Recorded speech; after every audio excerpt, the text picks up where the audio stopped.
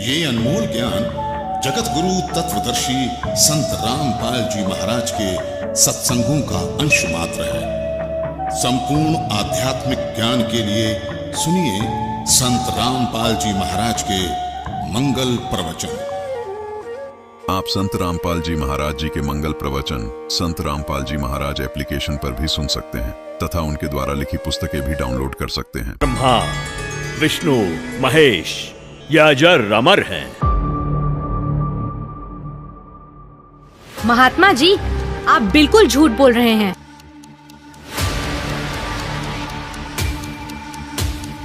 ज्यादा बात मत बना लड़के। आप ये भोली भाली जनता को क्यों गुमराह कर रहे हो? तेरे पास क्या प्रमाण है? बताती क्यों नहीं? मैं आपको प्रमाणित करती हूँ। तो तुम ही बताओ, कौन है पूर्ण परमात्मा? महात्मा जी, थोड़ा धीरज रखिए और सुनिए।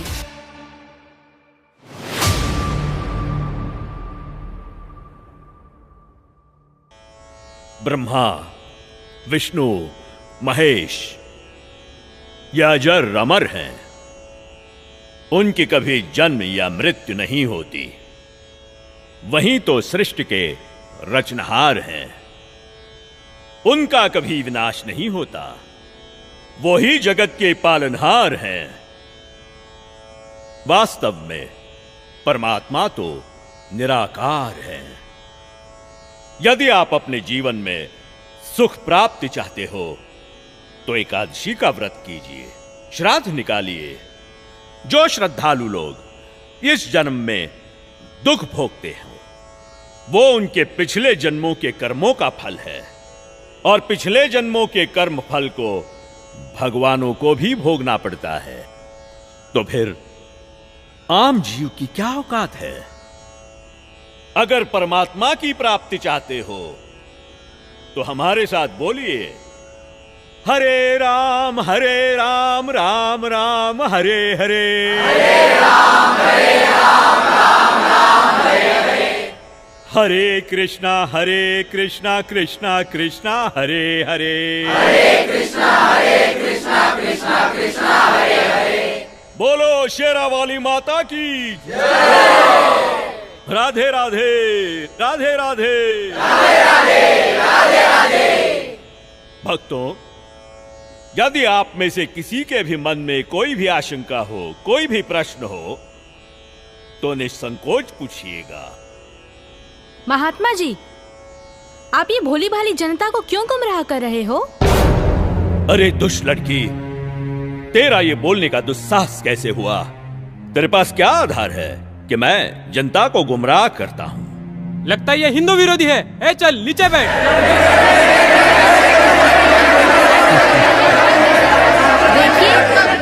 देखिए, हमारी इसी सोच की वजह से इन धर्मगुरुओं ने हमें गलत दिशा प्रदान की है। मैं भी हिंदू धर्म की हूँ और मैं अपने धर्म को श्रेष्ठ मानती हूँ।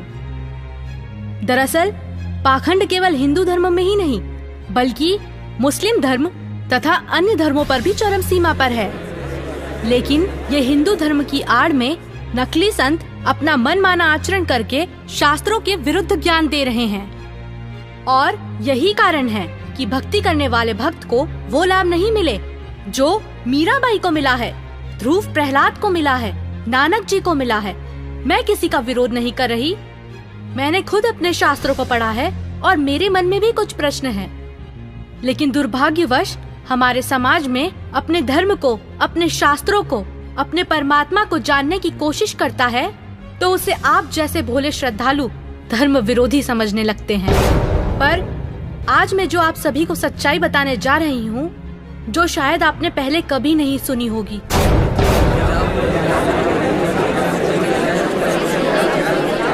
ज्यादा बात मत बना लड़के। तेरे पास क्या प्रमाण है? बताती क्यों नहीं? महात्मा जी, थोड़ा धीरज रखिए और सुनिए। आप ही ने तो कहा था ब्रह्मा, विष्णु, महेश अजर अमर हैं, उनका कभी विनाश नहीं होता, वही सृष्टि के रचनाहार हैं। मैंने टीवी पर एक संत रामपाल जी का सत्संग सुना, उसी से पता चला। पता है उन्होंने क्या कहा? रुकिए एक मिनट, अभी बताती हूँ।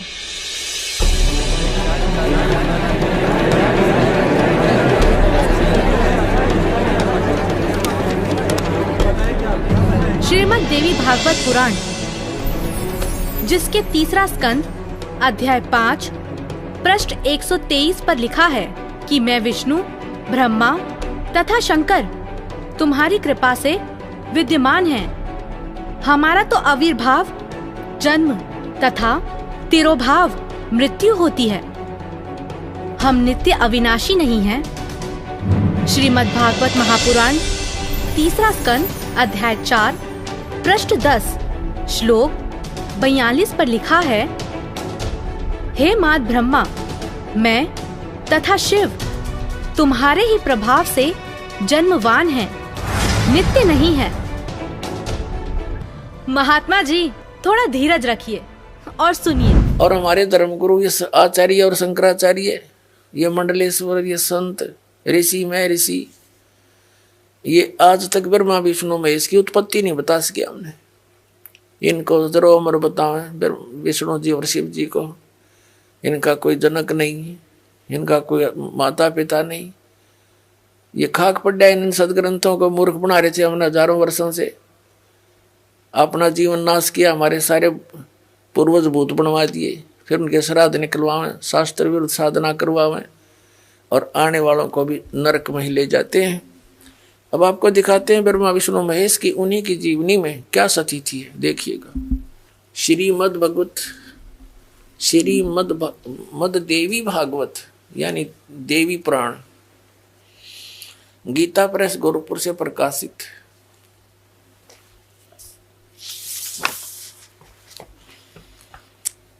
संपादक हनुमान प्रसाद पोदार, चिमनलाल गोस्वामी। थोड़ा सा हिंट दिखाएंगे 123 पृष्ठ पे।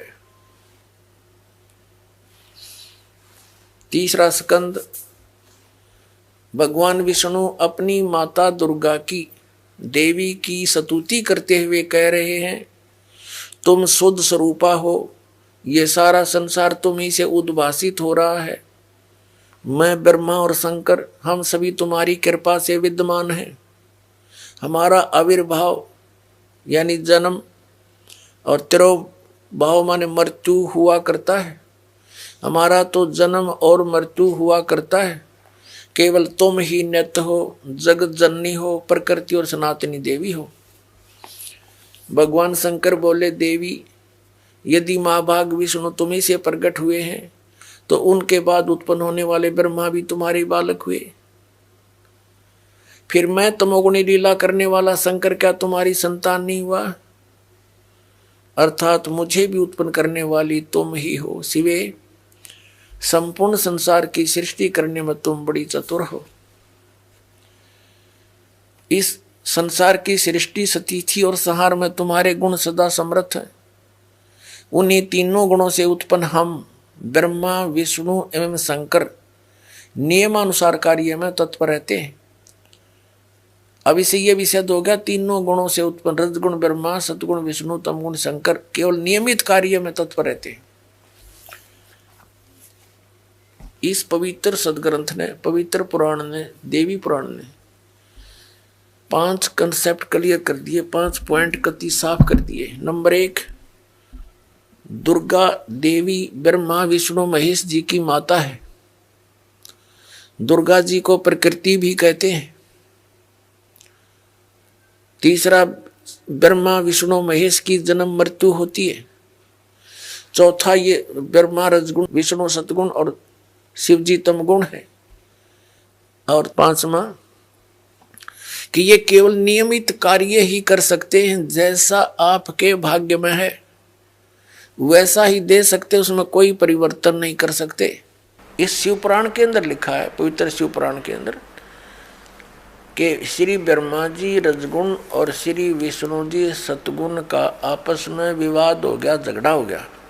अपना आत्माओं दास कहे तो विदग्ध इनके इतिहास बताते हैं तो आपको स्वीकार्य होगा। ये देखिए, ये है श्री शिव महापुराण हिंदी टीका सहित भाग 1। श्री शिव महापुराण विद्या अवृद्धि पंडित ज्वाला प्रसाद जी मिश्र कृत हिंदी टीका सहित खेमराज श्री कृष्णदास प्रकाशन मुंबई, इतने ये यहाँ से प्रकाशित है। हम इसके ये देखिएगा, इसके पृष्ठ नंबर 11 से हम शुरू करेंगे। ये है विद्वेश्वर संहिता भाग 1 छठा अध्याय। नंदी केश्वर बोले, हे योगीधर, आगे एक समय विष्णु भगवान शेष सैया पर अपने गरुड़ आदि पार्षदों से संयुक्त लक्ष्मी सहित शयन करते थे। उस समय ब्रह्म ज्ञानियों में श्रेष्ठ ब्रह्मा जी, अब यहाँ के ही से ब्रह्म ज्ञानी है, देखियो, अपनी इच्छा से ही वहाँ आए। सब प्रकार सुंदर सेज पर शयन करते हुए कमल लोचन विष्णु जी से पूछने लगे, तुम कौन हो जो मुझे देखकर अभिमानी पुरुष के समान शयन करते हो? हे वत्स, हे बेटा। ब्रह्मा जी कह रहे हैं विष्णु जी को, हे वत्स, हे बेटा, उठो, देखो मैं तुम्हारा स्वामी आया हूँ, तेरा मालिक आया हूँ। आए हुए गुरु को देखकर जो अभिमान करता है, उस द्रोही मूड का प्रायश्चित होना उचित है। यह सुनकर विष्णु जी के अंतर में तो क्रोध हुआ, अंदर तो बड़ा गुस्सा आया, पर ऊपर तो शांत बने रहे, परंतु बाहर से शांत रहे और बोले, हे वत्स, हे बेटा, तुम्हारा मंगल हो, बैठो, इस आसन पर विराजमान हो। अब विष्णु जी कहे, उसने ब्रह्मा जी को कहा, जा बेटा बैठ जा। इस समय तुम्हारा नेत्र कुटिल और मुख वक्र यानी टेढ़ा क्यों हो रहा? गुस्से में हो रहा था ब्रह्मा जी। ब्रह्मा जी बोले, हे वत्स, हे बेटा विष्णु, तुमको समय के प्रभाव से अभिमान है। हे पुत्र, मैं तुम्हारा रक्षक और जगत का पिता मैं हूँ। विष्णु जी बोले, यह तो सब जगत मुझ में सचित है, तुम चोर के समान किस प्रकार अपना कहते हो? तुम मेरी नाभि कमल से उत्पन्न हुए हो, इससे मेरे पुत्र हो। मुझे पुत्र कहना सर्वथा व्यर्थ है। नंदी केश्वर बोले, इस प्रकार ब्रह्मा विष्णु दोनों ही रजोगुण से मुग्ध होकर विवाद करने लगे। मैं श्रेष्ठ हूँ, मैं स्वामी हूँ, ऐसा कहकर एक दूसरे को मारने की इच्छा से युद्ध करने में उत्सुक हुए। अब देखो, संपूर्ण देवता विमान में बैठकर वो तो लठ बजाने तैयार हो रहे हैं, और हमारे देवता फिर क्या क्रिया करते हैं? तब संपूर्ण देवता विमानों में बैठकर उस महाअद्भुत युद्ध को देखने चले आए और आकाश में उनके ऊपर फूल बरसाने लगे। वारे देवताओं, अब हम उस प्रसंग पर आते हैं कि जिसके अंदर ये कहा गया है इसी पवित्र पुराण में कि ब्रह्मा और विष्णु तुम भगवान नहीं हो, यू आर नॉट गॉड। देखिए, अब हम आगे हैं 17 पृष्ठ पे, और विद्वेश्वर संहिता भाग 1 अध्याय 9, ये वही प्रसंग यहां तक चल रहा। नंदी केश्वर बोले, इस प्रकार भगवान ने उन नम्र हुए। अब क्या हुआ कि उन दोनों के बीच में, अभी आपको बताया था, उन दोनों ब्रह्मा और विष्णु जो लड़ रहे थे उनके बीच में एक पिलर खड़ा कर दिया तेजों में, लिंग बहुत लंबा चौड़ा, जिसका कोई और छोर उन दोनों को नहीं मिला। और फिर ये स्वयं प्रकट हो गया। कौन? इनका पिता, ये सदाशिव बोलते हैं इसको, ये काल ब्रह्म, जिसने गीता का ज्ञान दिया। अब यहां देखिए, हम जो आपको दिखाया था, फिर देखिए, ये पृष्ठ 17 पे विद्वेश्वर संहिता भाग 1 अध्याय 9 पर नंदीकेश्वर बोले, इस प्रकार भगवान ने उन्नम्र हुए ब्रह्मा और विष्णु पर अनुग्रह करके उनके युद्ध में परस्पर उनकी सेना मारी गई थी, उस सब को यहाँ देखें।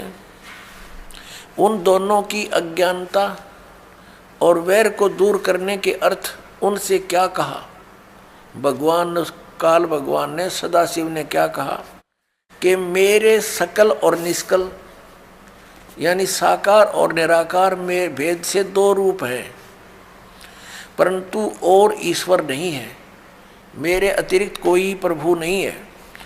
इस कारण उनके दो रूप नहीं हो सकते, पहला सतम रूप और दूसरा पीछे मूर्तिमान रूप धारण किया।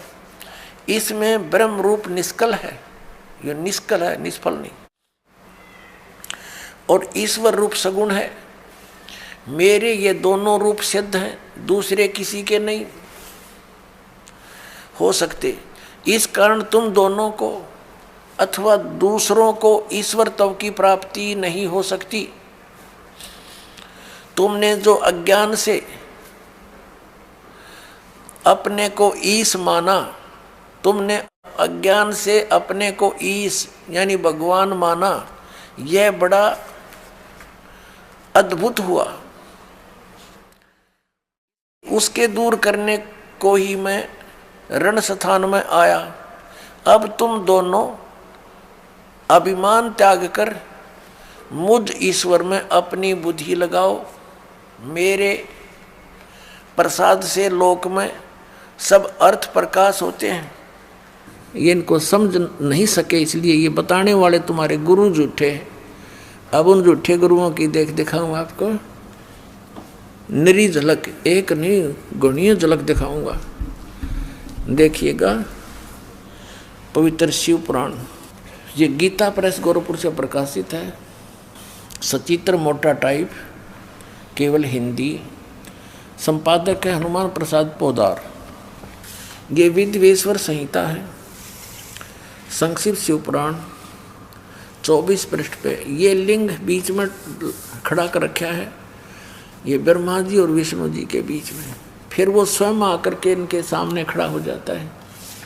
फिर इनकी आपस में क्या वार्ता होती है ये देखिएगा। प्रश्न नंबर 25 पे विद्वेश्वर संहिता। ब्रह्मा और विष्णु ने पूछा, प्रभो इस काल से पूछा, सृष्टि आदि 5 कर्तों के लक्षण क्या है, यह हम दोनों को बताइए। भगवान शिव बोले, मेरे कर्तव्यों को समझना अत्यंत गहन है, तथापि मैं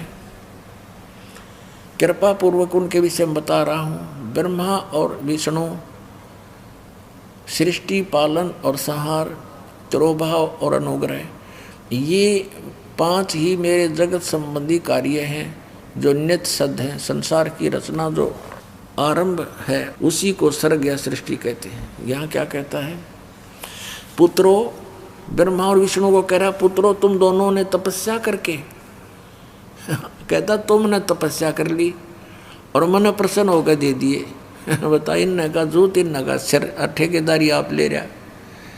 कहता तुमने तपस्या कर ली और मन खुश होकर दे दिए। तेरा बीच में कह रहे गए तपस्या करके अपना मेहनत मजदूरी करके प्राप्त किए। फिर भी देखो पुत्रों, तुम दोनों ने तपस्या करके प्रसन्न हुए मुझ परमेश्वर से सृष्टि और सतिथि नामक 2 कृत, ये 2 पोस्ट, 2 पद प्राप्त किए हैं। ये तुम बहुत प्रिय। इसी प्रकार मेरी विभूति स्वरूप रुद्र और महेश्वर ने है, यो मैं नहीं है, ने 2 अन्य उत्तम कृत्य संहार और तिरोभाव मुझसे प्राप्त किए, परंतु अनुग्रह नामक कृत दूसरा कोई नहीं पा सकता। अब देखो, अब क्या हो गए, 2 तो ये हो गए ब्रह्मा और विष्णु, इसने सृष्टि और सतिथि नाम के 2 जॉब मिल गई, और रुद्र और महेश्वर ये 4 हो गए, और 5वां यू बोलनिया। इतना स्पष्ट हो गया अपना आत्मा। अब ये भी सिद्ध करना पड़ेगा कि वो काल बोल रहा था। ये काल है ब्रह्मा विष्णु महेश का पिता, और दुर्गा इनकी माता, अष्टंगी, 8 भुजाओं में शस्त्र ले रही, इसको अष्टंगी भी कहते हैं। ये देखिएगा, अब इसी पर इस 26 पृष्ठ पर ही अभी आप यहाँ पढ़ रहे थे और अब यहाँ पढ़ेंगे हम इसी पर। मैंने पूर्व काल में अपने स्वरूपभूत मंत्र का उपदेश किया है जो ओंकार के रूप में प्रसिद्ध है। वह महामंगलकारी मंत्र है। सबसे पहले मेरे मुख से ओंकार यानी ओम प्रकट हुआ जो मेरे स्वरूप का बोध कराने वाला है। ओंकार वाचक है, मैं वाच्य हूँ। यह मेरा मंत्र है, यह मंत्र मेरा स्वरूप ही है। प्रतिदिन ओंकार का निरंतर स्मरण करने से मेरा ही सदा स्मरण होता है। मेरे उत्तरवर्ती मुख से अकार का, पश्चिम मुख से उकार का, दक्षिण मुख से मकार का यानी ए ऊ और मैं, जिससे ये ओम बनता है, और पूर्ववर्ती मुख से बिंदु, ये जो ओम है इसके विषय बता रहा कि यू ए ऊ और यू पर बिंदु, तथा मध्यवर्ती मुख से नाद का प्राकट्य हुआ है। इस प्रकार 5 अवयवों से युक्त ओंकार का विस्तार हुआ। इन सभी अवयवों से, इन सभी पार्टों से ए ऊ में बिंदु और इस बिंदु से नाद से कहते ये एकीभूत होकर यह प्रणव ओम नामक एक अक्षर हो गया। ये ओम नामक एक अक्षर है ओम। इसको ओंकार कहो, इसको ओम कहो, और चाहे ऐसा लिखकर इसको एक अक्षर ओम कहो। ये ओम है, एक अक्षर हो गया, और ये मेरा मंत्र है। असली मंत्र कहता है ये है मेरा। संत रामपाल जी महाराज ने देवी भागवत पुराण, शिव पुराण और शिव महापुराण से स्पष्ट किया कि ब्रह्मा, विष्णु और महेश अजर अमर नहीं हैं, तथा ये भी सिद्ध किया कि ब्रह्मा, विष्णु, महेश, ईश नहीं हैं। ये तीनों देव नाशवान हैं। और संत रामपाल जी महाराज ने यह भी सिद्ध किया कि प्रकृति अर्थात शेरावाली उनकी माता है और सदाशिव अर्थात काल भगवान ब्रह्मा, विष्णु और महेश के पिता हैं। तो बताओ महाराज जी, अब आपके पास क्या जवाब है? आप ही ने तो कहा परमात्मा निराकार है। हाँ, तो गलत क्या कहा? परमात्मा तो निराकार ही है और यही हमारे वेद शास्त्र कहते हैं। महात्मा जी, आप बिल्कुल झूठ बोल रहे हैं। शास्त्रों में कहीं नहीं लिखा कि परमात्मा निराकार है। शास्त्रों में क्या लिखा है ये मैं आपको बताती हूँ, जो कि मुझे संत जी के प्रवचनों द्वारा पता चला। वेद के साकार है, निराकार है, मनुष्य सदृश्य है। वो परमात्मा कहते हैं कि तुमने ये महर्षि दिखाई दे हैं, गुरु ब्राह्मण दिखाई देते हैं, ये मंडलेश्वर, इनका मोतिया बंद हो रहा है। इन्हें अपने सदग्रंथों में लिखी हुई सच्चाई का नहीं पता, और फिर निराकार कहते। अब दिखाते हैं आपको परमात्मा की सारी स्थिति। देखिएगा ऋग्वेद मंडल नंबर 9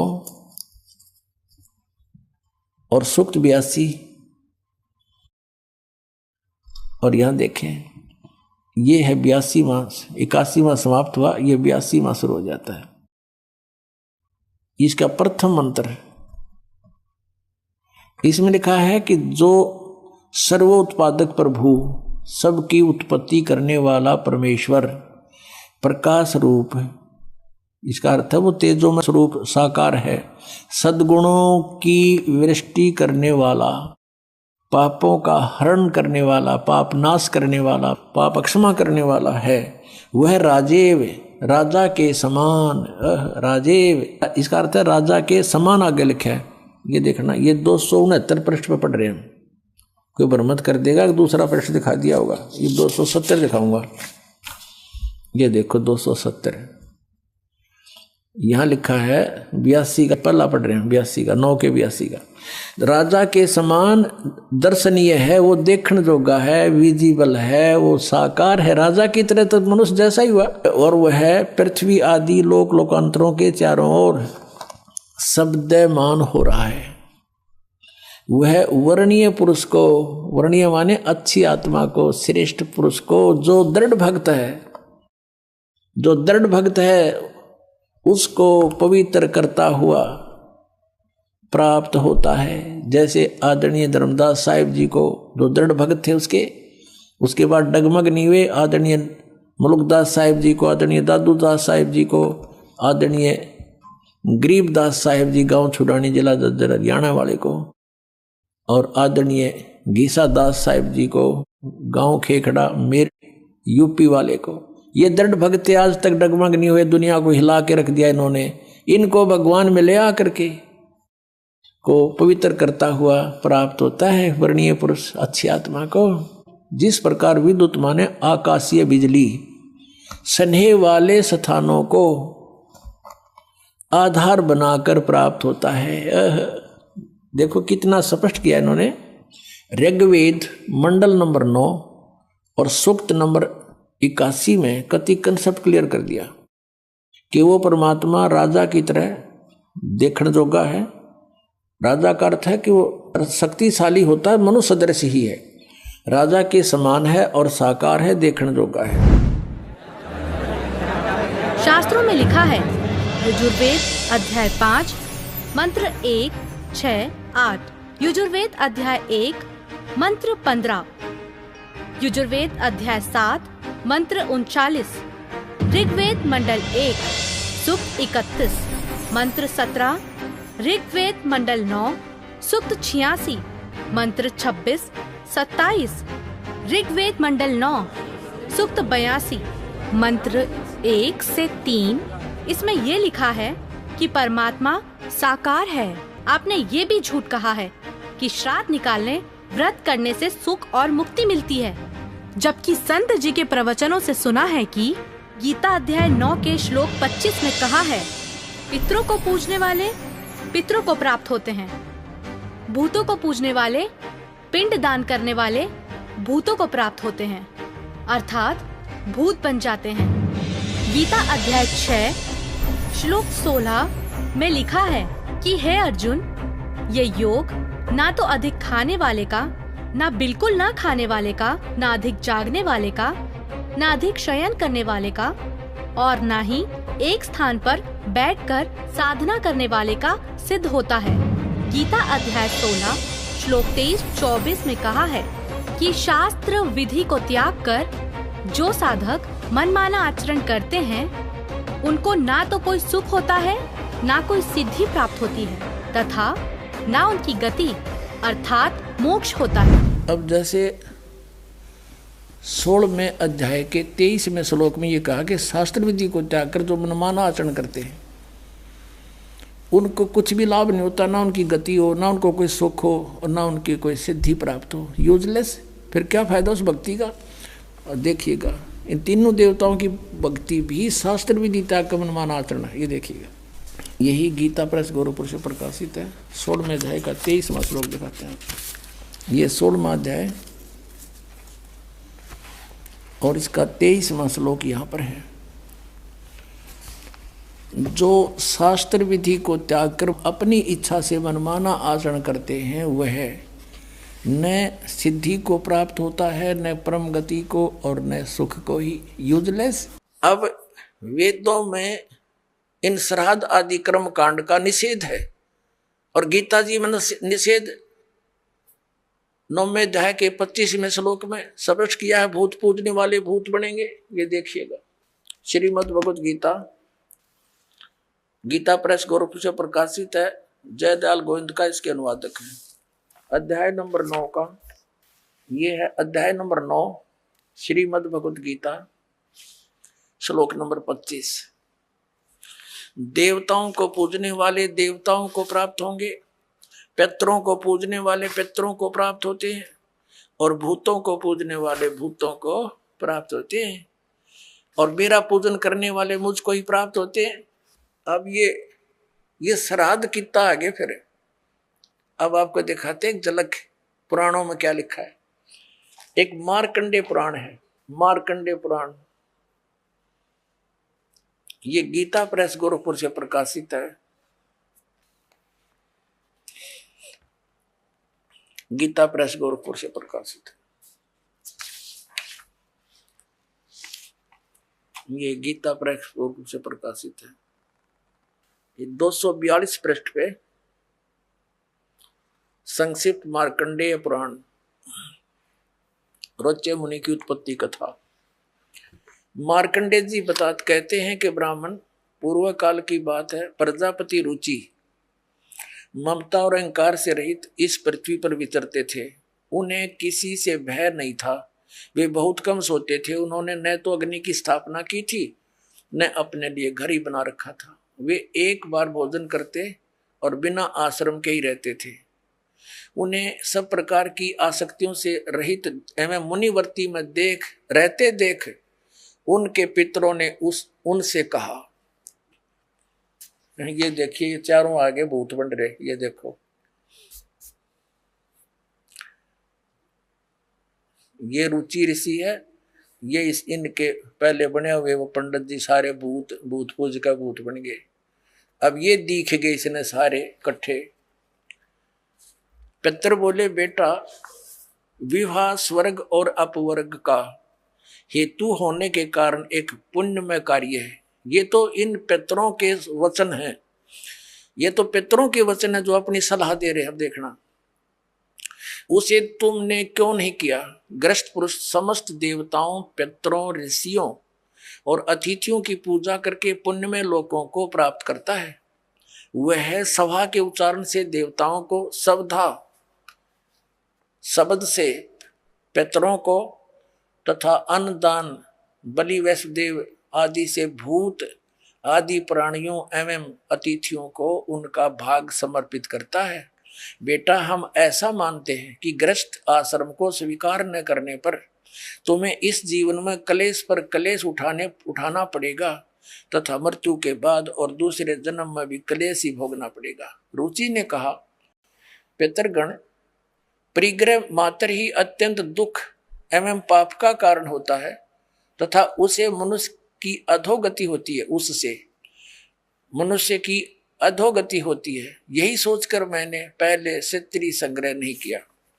अब यहां देखो, पितर बोले, बेटा, जितेंद्रिय होकर आत्मा का प्रक्षालन करना उचित है, किंतु तुम जिस मार्ग पर चल रहे हो वह मोक्ष मार्ग है। बता, इसने तो घटिया मान रहे मोक्ष मार्ग ने कि तुम जो कर्म कर रहे हो, जिस मार्ग पर चले तो मोक्ष मार्ग है।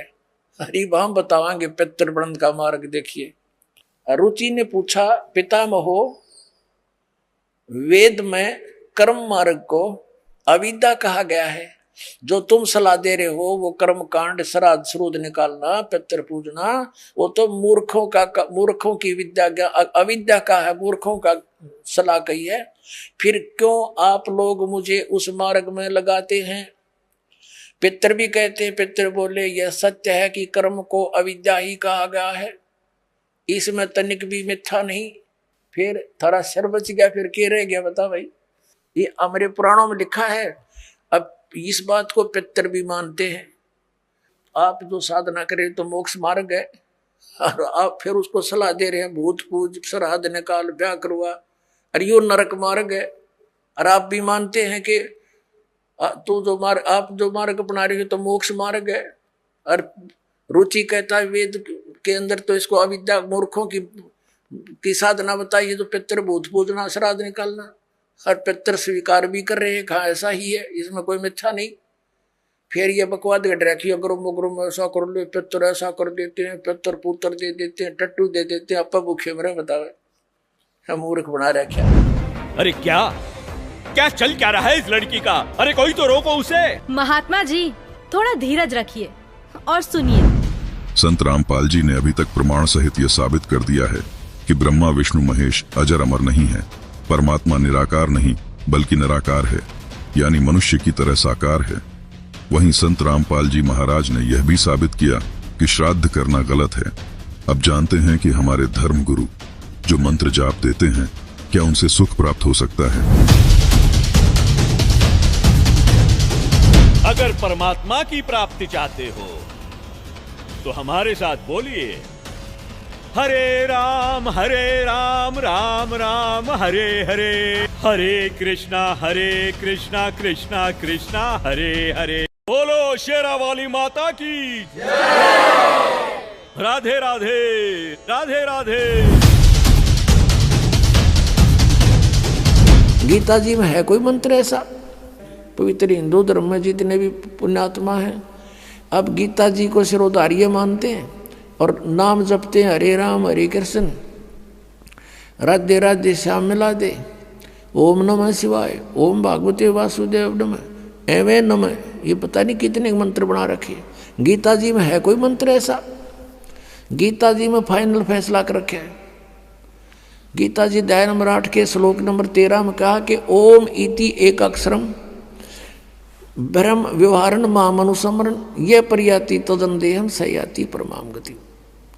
मुझ ब्रह्म का, माम ब्रह्म, मुझ ब्रह्म का केवल ओम इति एक अक्षरम, ये ओम एक अक्षर है, नथिंग एल्स, और कुछ नहीं। श्रीमद् भगवत गीता जयदयाल गोविंद का इसके अनुवादक है।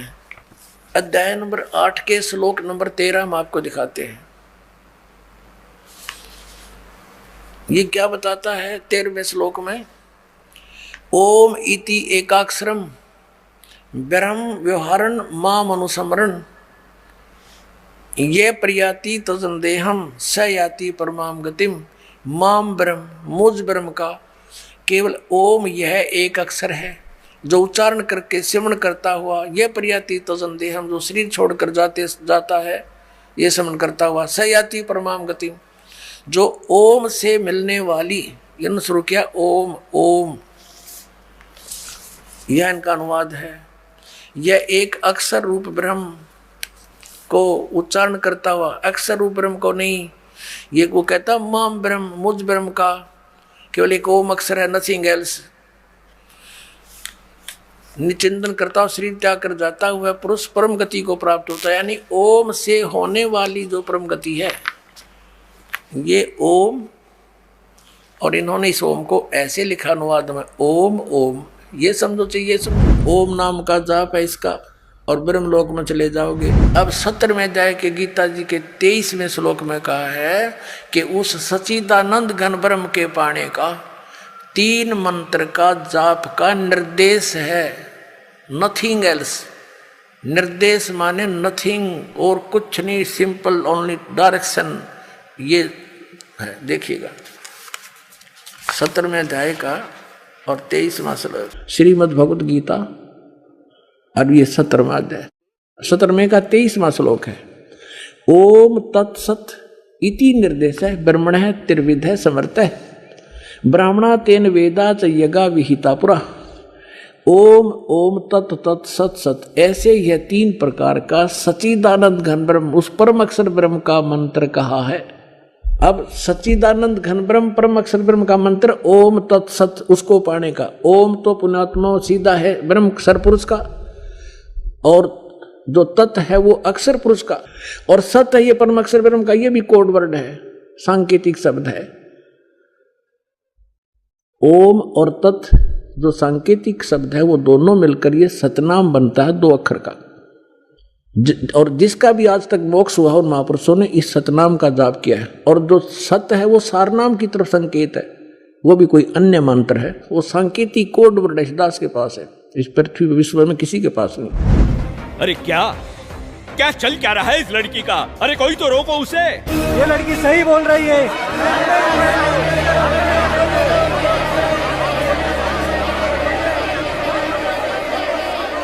और हद तो तब हो गई बाबा जी जब आपने कहा परमात्मा पाप नहीं काटते, कर्म का भोग तो भोगना ही पड़ता है, चाहे कितनी ही भक्ति कर लो। सब झूठ है, सब। आपको पता है हमारे शास्त्र क्या प्रमाणित करते हैं? मैं बताती हूँ, जो कि मुझे संत जी के प्रवचनों द्वारा पता चला है।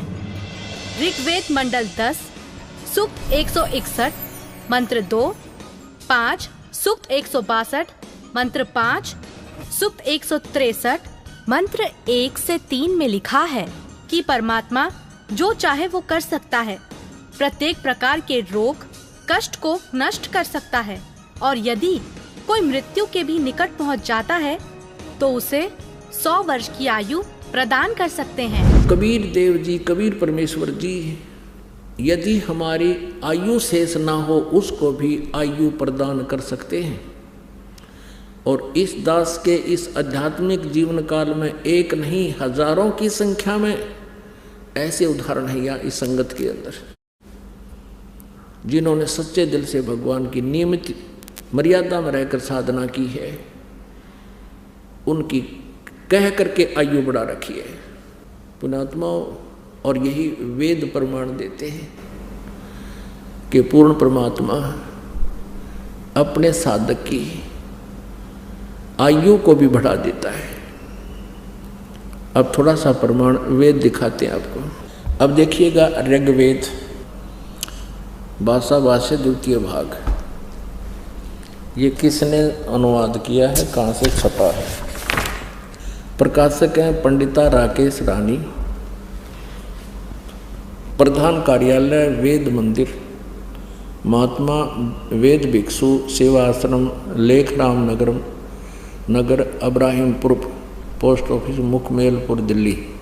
दूरभाष इतने दान संस्थान, ठीक है, दिल्ली से। इसके अंदर इस ऋग्वेद मंडल नंबर 10 सूक्त नंबर 161 का और दूसरा मंत्र है। ऋग्वेद मंडल नंबर 10 सूक्त 161, ये देखिएगा, ये 161वां सूक्त है और इसका मंत्र नंबर 2 है।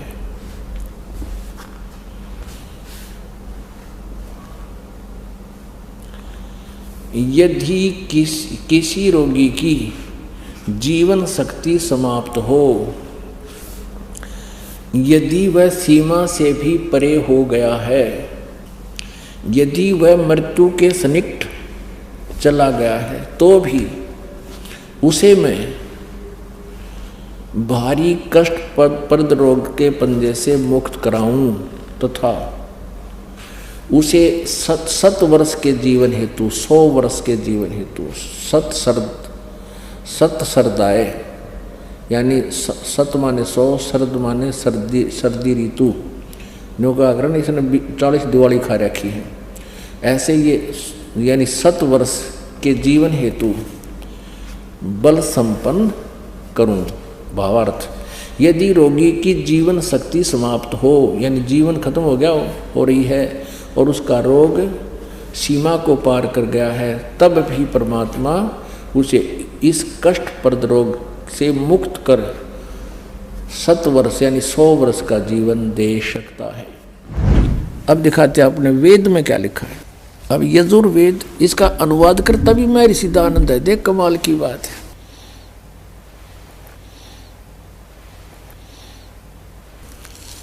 अब ये कहाँ से प्रकाशित है? प्रकाशक हैं सार्वदेशी कार्य प्रतिनिधि सभा 2/5 महर्षि सिद्धानंद भवन, रामलीला मैदान, नई दिल्ली से। महर्षि सिद्धानंद सरस्वती द्वारा इसका अनुवाद किया गया। मुद्रक हैं Prince offset printers, 1510, Pataudi house, Daryaganj, नई दिल्ली से। 241 पृष्ठ पे है। 8वां अध्याय यजुर्वेद भाषा भाष्य, ये 13वां मंत्र है। 13वां, इसमें क्या लिखा है? देव कर्तस्य ऐनस्य अवजनम असि, मनुष्य कर्तस्य ऐनस्य अवजनम असि, पितर कर्तस्य ऐनस्य अवजनम असि, आत्म कर्तस्य ऐनस्य अवजनम असि, अन्नस्य अवजनम असि। ओए होए। अब इसका अनुवाद यहाँ किया है इन्होंने 242 पृष्ठ पे। ये 241 पर हम पढ़ रहे थे। यहाँ देखो 242 पर। अब यहाँ इसका थोड़ी बहुत कोई उतर गई होगी इसकी भांग है। इसने फिर यहाँ उलझाने की चेष्टा की है कि हे सबके उपकार करने वाले मित्र, आप दान देने वाले के ऐनस्य माने अपराध के, ऐनस्य अवजनम माने विनाश करने वाले हो, क्षमा करने वाले हो। अब यहाँ मित्र लिख दिया। अब पढ़ने वाला ने सोचा चलो ये तो मित्र मित्र के बारे में, कि तो भगवान का जिक्र है नहीं छोड़ा इसने। अब इसी के कर कमलों से लिखा हुआ और दिखाते हैं सत्यार प्रकाश में। ये देखिएगा ये सत्यार प्रकाश वही वेद अब बाद में दिखाएंगे थोड़ा आपको पुनः। और ये कहाँ से प्रकाशित है? वैदिक यति मंडल वही है। और ये दान मठ गोहाना मार्ग से प्रिंटेड है, आचार्य प्रिंटिंग प्रेस रोहतक से, दान मठ गोहाना मार्ग रोहतक से। इसके प्रथम समोल्लास में और पृष्ठ नंबर 18 पे ये नीचे क्या कहता है कि जो सबसे स्नेह करे, सबको प्रीति करने योग्य है, वह परमेश्वर सबका सच्चा मित्र है। इससे परमेश्वर का नाम मित्र है। तो वहाँ मित्र की जगह हम परमेश्वर कहेंगे। बिल्कुल यहाँ है ही परमेश्वर की महिमा, वेद कोई मित्रांगी थोड़ी है। अब पढ़ेंगे, देखो अब हम यजुर्वेद पर आ गए हैं। सत्यार प्रकाश रख दिया है। अब इसके हम 8वें अध्याय के वही 13वां मंत्र पढ़ रहे हैं। हे सब के उपकार करने वाले मित्र यानी परमेश्वर, आप देव कर्तस्य दान देने वाले के, एनस्य माने अपराध के, पाप के, एनस्य माने अपराध को हो चाहे पाप को, इसी के शब्दों में एनस्य माने पाप के, दूर करने वाले हो, नाश करने वाले हो, छुड़वाने वाले हो, क्षमा करने वाले हो, कुछ भी बोलो इन शब्दों को। एनस्य माने पाप के, एनस्य माने अपराध को चाहे पाप को, नाश करने वाले हो, दान देने वाले के। और मनुष्य कर्तस्य साधारण मनुष्य के किए हुए, एनस्य माने अपराध यानी पाप के विनाश करने वाले हो।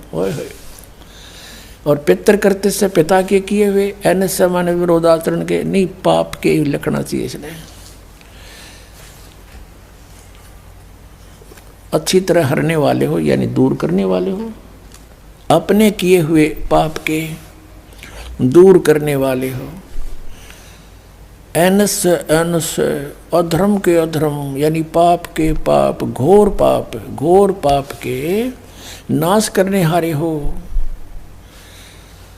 विद्वान यानी जानता हुआ मैं जो कुछ भी अधर्म आचरण किया करता हूँ वह करूँ, अनजान में जो कुछ भी किया करता हूँ वह करूँ, उस सब एनस्य माने पाप के दूर करने वाले हो। युद्ध परमात्मा के तनु का है वेद ज्ञान दाता कि वो परम अक्षर ब्रह्म है, वो घोर पाप का भी नाश कर देता है। घोर पाप के और जो कुछ भी करता हूँ या करूँ उसको भी पाप नाश कर देता है।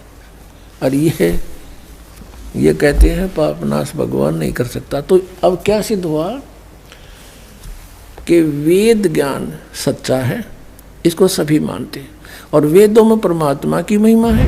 और महात्मा जी आपको तो ये भी नहीं पता पूर्ण परमात्मा कौन है। अच्छा लड़की, तो तुम ही बताओ कौन है पूर्ण परमात्मा? पूर्ण परमात्मा वो है जिसने सृष्टि की रचना की है। उस परमेश्वर का नाम है कबीर।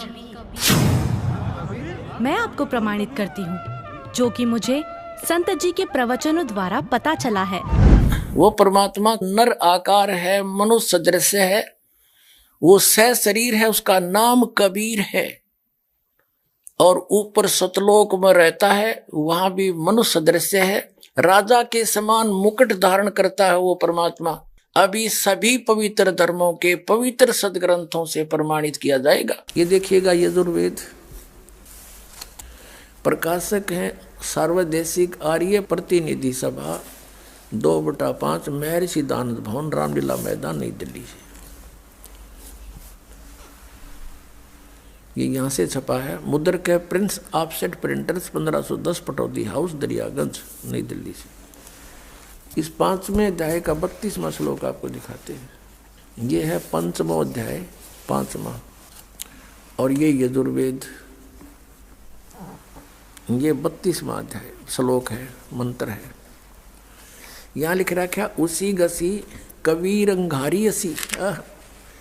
अब हम इसको कबीर बोलते हैं, बै कबीर, ये वह है, हम वह बोला करें। जैसे किसी का नाम वेद प्रकाश होता, हम कहेंगे आ वेद प्रकाश आजा, जैसे कोई धर्मवीर है तो धर्मवीर बोले अगर हम, ये हमारा अपना लोकल लैंग्वेज है, तो हम इसको कबीर को कबीर बोलते हैं। अंगारी माने पापों का शत्रु, बम भारी माने बंधनों का शत्रु, इन्हीं का। फिर है सवर ज्योति रित धामासी, ये देखो, हे जगदीश्वर जिस कारण आप कांतिमान हैं। अंगारी माने छोटे चलन के जीवों, छोटे चलन वाले जीवों के शत्रु नहीं, ये तो बकवाद कर रखी, अनुवाद ठीक नहीं किया। अंग अरि माने शत्रु, अरि इसको संधि छेद करें, अंग अरि, अग अग माने अंग माने पाप होता है, पाप का शत्रु। और इसने क्या कर दिया, इसका अर्थ यूँ कर दिया, संधि छेद करते समय इसको ऐसे कर दिया। और हम इसको अगर जैसे ये यजुर्वेद है, यही इसका इन्हीं से सेट होगा ये मामला। अब ये 36वां अध्याय यजुर्वेद का दानंद द्वारा अनुवाद है इसका। इसके प्रथम मंत्र में लिखा है रचम वाचम परपदे मनो यजु परपदे, ये यजु शब्द है ना ओनली, और यहाँ अनुवाद किया इसने इसका, इसमें यजु का अर्थ यजुर्वेद लिख दिया, बिल्कुल सही किया। अब ये यजु है, यहाँ लिखना पड़ेगा कि ये यजुर्वेद के विषय में है, ये पूरा अब बना इसका अर्थ यजुर्वेद। तो यहाँ ये देखो कवि है, इन्होंने यहाँ कवि कर दिया इस 5वें अध्याय का। और ये जो 32वां श्लोक हम पढ़ रहे हैं, इसमें ये जो कबीर शब्द है इसको इन्होंने ऐसे कर लिख दिया। अब इसका अर्थ करते समय यह लिखना चाहिए था कबीर देव लिख देते, ये कबीर वह लिख के कबीर लिख देते, कबीर देव लिख देते, तो हम उसको कबीर देव बोल रहे हैं, कबीर देव, हम उसको कबीर देव, देव माने परमेश्वर, कबीर साहब हैं, यहाँ लिखना चाहिए वो कबीर देव हैं। ये कहना कवि, इनकी वो समस्या भी हल हो जाए, कवि वो कबीर देव लिखना था, कबीर देव हैं, हम उसको कबीर साहब बोलते हैं, कबीर अपनी लोकल लैंग्वेज में, वो कबीर साहब हैं। बम भारी माने बंधनों के, अरि माने शत्रु, ये तारा दिए जिसकी बकवास है विस्तार तेरा, अरि माने शत्रु, बंधनों के शत्रु, बस ये छोड़ दो, यानी बंधन के शत्रु, अरि माने शत्रु, बम्ब माने बंधन, बंधनों के शत्रु बंदी छोड़ हैं कौन, वो कबीर हैं, कबीर देव हैं। और अंगारी माने पाप नाशक, ये गलत अनुवाद किया इसने। और फिर कौन है वो, रित धामासी, रित धामा सतधाम युक्त, सतलोक युक्त, हम सतधाम कहें उन्हें सतधाम, सतलोक कह देते हैं, लोक कहो धाम कहो एक ही बात है, सतलोक युक्त यानी रित धामा, यानी वो सतलोक वाले हैं, सतलोक में रहते हैं। और सवर ज्योति स्वयं प्रकाशित, सवर ज्योति इन अड़ंगा कर रखा है, अंतरिक्ष को प्रकाश करने वाले, सवर ज्योति का अर्थ है स्वयं प्रकाशित, तेजो में शरीर युक्त परमात्मा है। देखिएगा ऋग्वेद मंडल नंबर 9 सूक्त 82 का। अब 2 पढ़ते हैं। वो परमात्मा किस उद्देश्य से आता है, हे परमात्मन उपदेश करने की इच्छा से आप महापुरुषों को प्राप्त होते हो, अच्छी आत्माओं को, महान आत्माओं को प्राप्त होते हो, और आप अत्यंत गतिशील पदार्थ के समान हमारे आध्यात्मिक यज्ञों को प्राप्त होते हो, यानी अत्यंत गतिशील पदार्थ के समान, यानी जैसे बिजली चलती है, बिजली जैसी गति से आप, और उपदेश करने के लिए आते हो यहाँ पर सच्चा ज्ञान देने के लिए। आप कबीर देव हैं, आप कबीर देव, यह लिखना था, सर्वज्ञ लिख दिया, आप यहाँ लिखना था आप कबीर देव हैं, हम उसको कबीर साहब कहते हैं, आप कबीर साहब हैं, शुद्ध स्वरूप है। अब जैसे ये अभी आपको दिखा था जहाँ यजु लिखा हो तो यजुर्वेद लिखना पड़ेगा वहां पर, वो इन्होंने किया भी है। महर्षि दानंद ने यजुर्वेद के 36वें अध्याय के प्रथम मंत्र में यजु का अर्थ यजुर्वेद किया है, तो यहाँ लिखना था वो कबीर देव है, वो शुद्ध स्वरूप है। हमारे पापों को हे दूर करके, हे सोम, हे अमर परमात्मा हमको सुख दे। पुण्यात्मा वेद पढ़े पर भेद न जाने, ये बात से पुराण 18। वेद पढ़े पर भेद न जाने, गुरु बिन काहू न पाया ज्ञाना, जो थो था बूछड़ मूड किसाना। गुरु बिन वेद पढ़े जो प्राणी, समझे न सार रहे अज्ञानी। ये अज्ञानी रहे इन वेदों को पढ़ा करते, मैं ऋषि को आगे इन कक्का भी नहीं पता था। अब जैसे परमात्मा मनुष्य दृश्य ये सिद्ध होगा, राजा के समान देखने जोगा है, और वहां से गति करके आता है, जिन महापुरुषों को मिलता है। जिन महापुरुषों ने मिला उन्होंने बताया कबीर इज गॉड। वो कबीर देव काशी में हम सुल्तानी नानक तारे दादू को उपदेश दिया, जात जुलाहा भेद न पाया, वो काशी माए कबीर होया। आदरणीय गरीबदास साहिब जी गांव छोड़ानी जिला दद्दर वाले, जिनको भगवान आकर मिले थे, क्या कहते हैं गरीबदास साहिब ने फिर बताया है कि या दुनिया दा जीवन झूठा भूल गए मर जाने नू, और सर्व कला सतगुरु साहिब की हरियाए हरियाणे नू।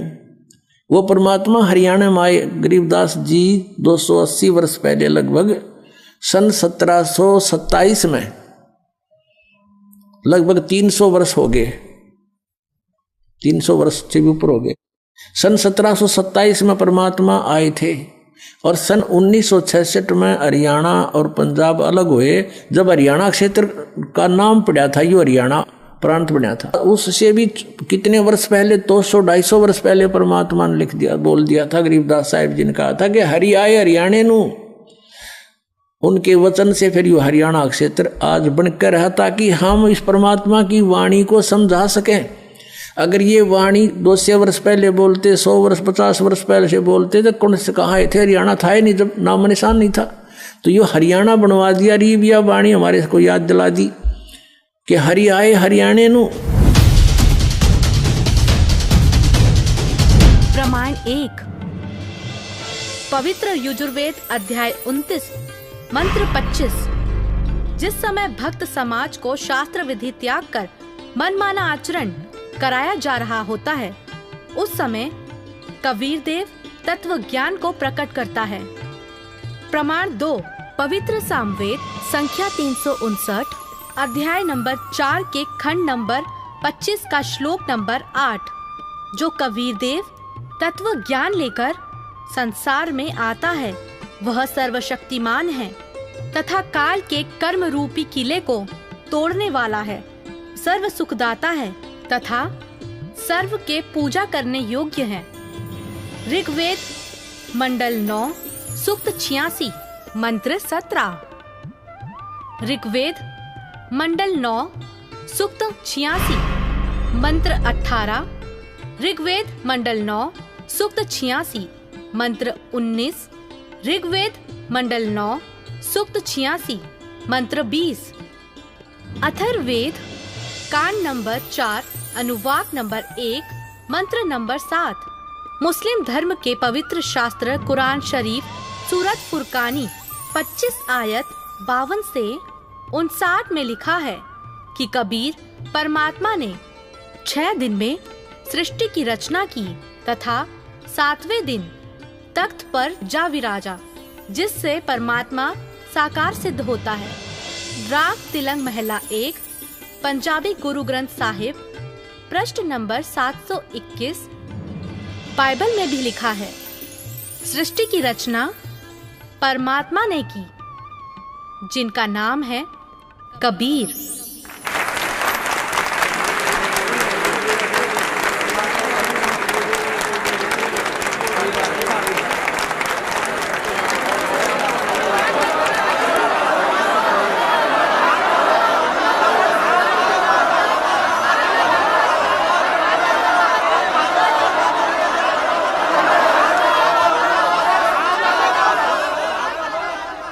बहन माफ करना, मुझसे गलती हो गई।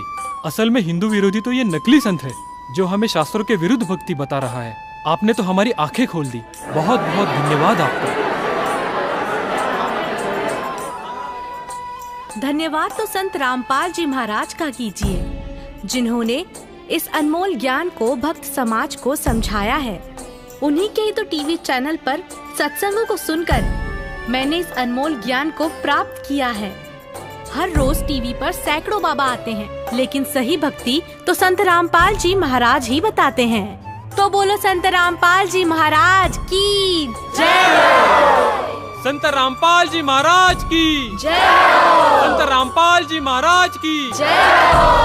आओ सब मिलकर जागरूकता लाए, पाखंड और अंधविश्वास को जड़ से मिटाए। आप सुन रहे थे जगत गुरु तत्वदर्शी संत रामपाल जी महाराज जी के मंगल प्रवचन। अधिक जानकारी के लिए विजिट कीजिए हमारी वेबसाइट www.jagatgururampalji.org। संत रामपाल जी महाराज जी के शुभ आशीर्वाद से पूरे विश्व भर में 500 से भी ज्यादा नाम दीक्षा केंद्र हैं, जिन पर संत रामपाल जी महाराज जी द्वारा ऑनलाइन निशुल्क नाम दीक्षा दी जा रही है। अपने नजदीकी नाम दीक्षा केंद्र का पता करने के लिए संपर्क करें 8222880541।